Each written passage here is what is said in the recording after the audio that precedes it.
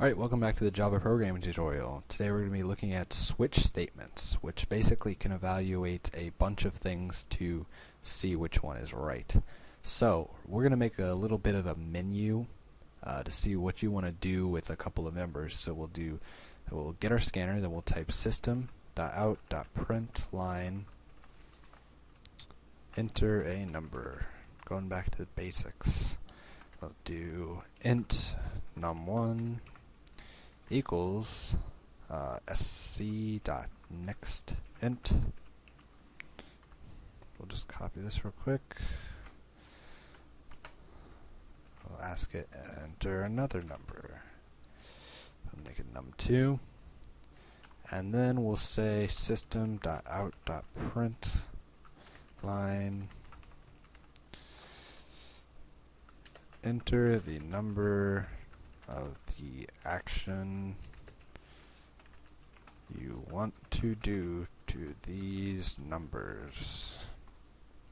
Alright, so we're going to have a short little menu that asks the person if they want to add or subtract the numbers. So we'll do system.out.println 1 add. We'll copy that real quick.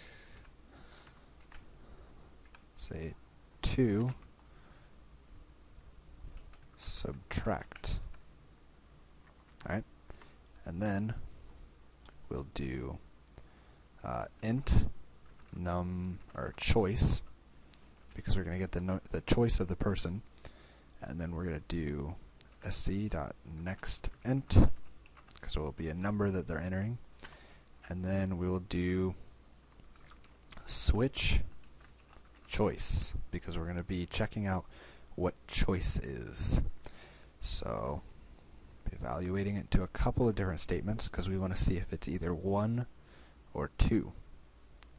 So we'll do switch, open squiggly, and then we'll do case, which will be 1. So if case, or if choice equals 1, then this is what's going to happen.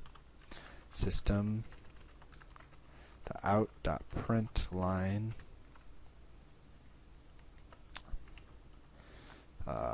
adding, and then we'll do system.out.println num1 plus num2. Alright, so we'll get the answer. Those two numbers. Let's see what this.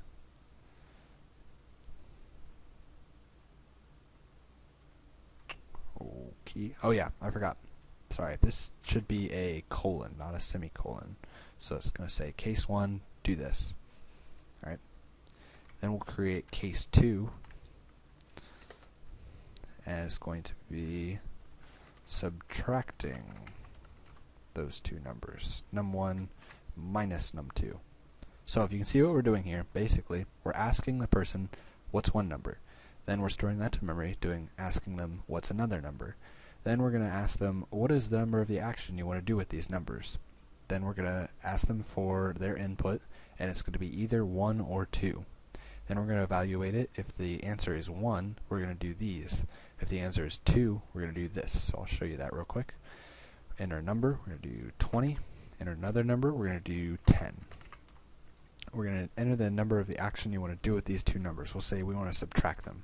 So subtracting 20 minus 10 equals 10. Just to show you again, we'll do 30, 5, then we'll add them, 1, and we'll add them. Oh, I forgot.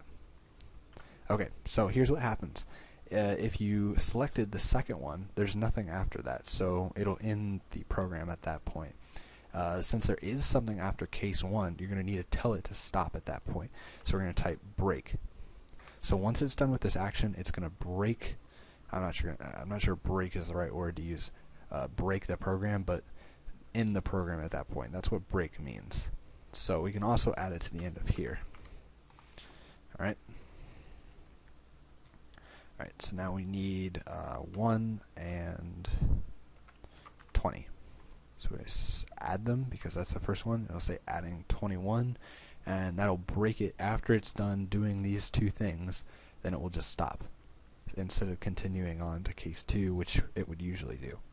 So that's how you use a switch statement. And in a previous tutorial, or in one of our next tutorials, we'll be using that for some more complex things. Thanks for checking this out.